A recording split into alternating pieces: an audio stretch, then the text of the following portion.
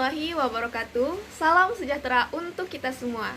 Kembali lagi bersama saya, Jumiratul Hasanah. Kali ini saya akan membahas mengenai dua kasus atau dua berita yang berkaitan dengan pengembangan kreativitas anak usia dini.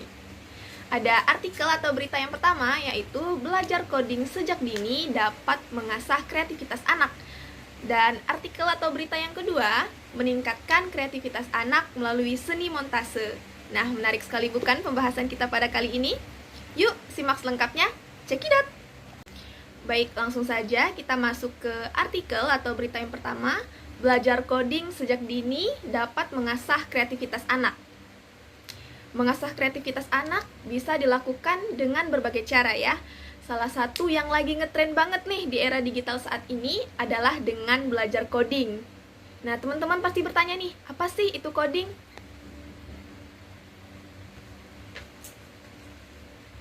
Nah, coding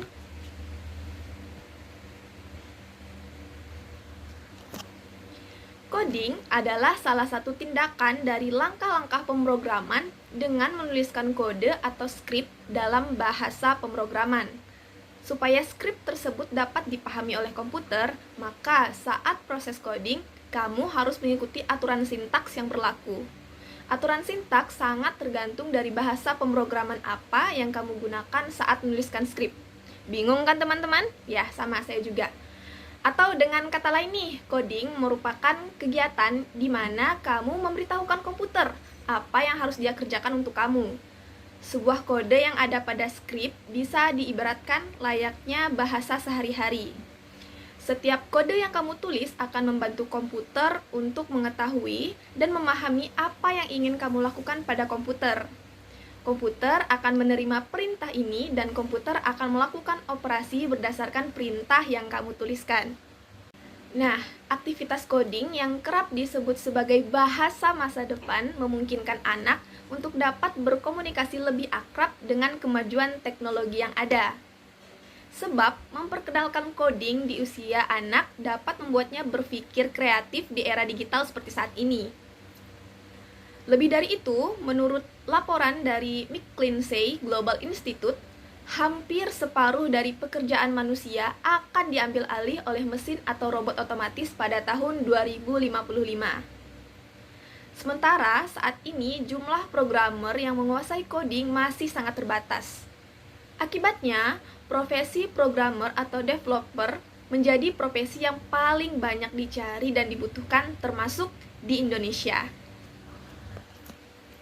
Kemampuan coding sejak dini tersebut dapat menjadi bekal si kecil untuk bisa mengembangkan mindset, pemecahan masalah, dan kreativitas, sehingga memiliki keunggulan di dunia kerja kelak. Nah, apa saja sih manfaat mengenalkan anak belajar coding? Nah, aktivitas pengenalan coding pada anak juga harus menggunakan bahasa dan cara berpikir anak sesuai dengan umurnya. Misalnya nih, untuk anak pada usia 7-13 tahun, si kecil bisa mempelajari blok coding animasi, pengenalan dasar, membuat animasi dengan Pitoblock, serta penambahan efek suara dan storytelling. Kemudian, bisa juga dengan belajar seni coding, yang mana anak dapat belajar menggambar coding, serta memainkan efek suara, hingga mengatur latar dan menggambar animasi. Untuk anak yang berada di tingkat lanjut, mereka dapat mempelajari konsep komputer hingga latihan dasar coding untuk mengembangkan permainan atau game di platform Roblox Studio. Beberapa pelatihan ini mengajak si kecil belajar melalui seni coding yang menyenangkan dengan merangsang imajinasi dan kreativitas mereka dalam membuat berbagai program ataupun game berbasis karakter dan animasi. Nah, itu tadi pembahasan mengenai belajar coding sejak dini dapat mengasah kreativitas anak. Semoga bisa kita terapkan pada anak-anak usia dini di Indonesia mulai saat ini.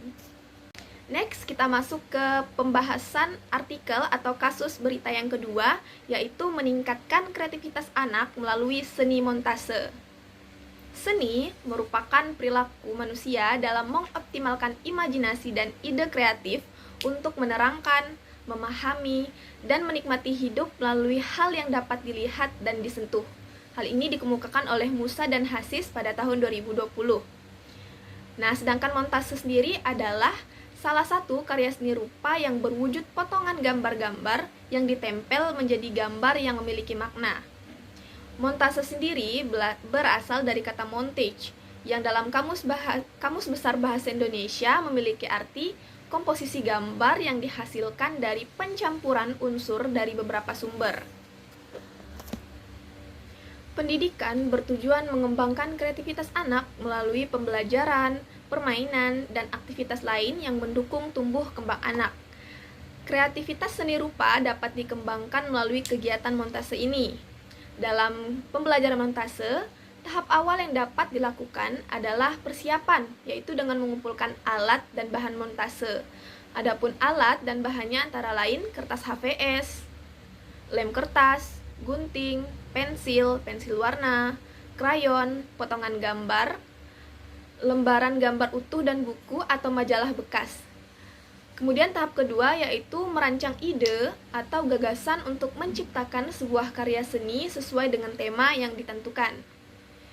Kemudian tahap ketiga yaitu menempel, dan tahap keempat yaitu mengkreasikan.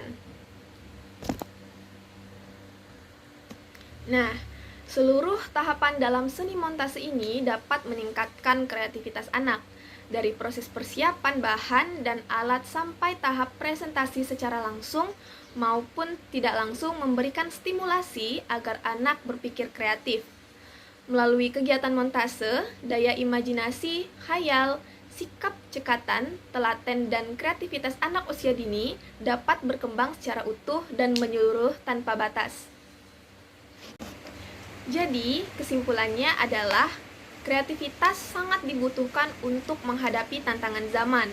Kreativitas adalah kemampuan seseorang untuk menciptakan sesuatu yang baru dan merupakan kombinasi dari beberapa data atau informasi yang diperoleh sebelumnya dan terwujud dalam suatu gagasan atau karya nyata.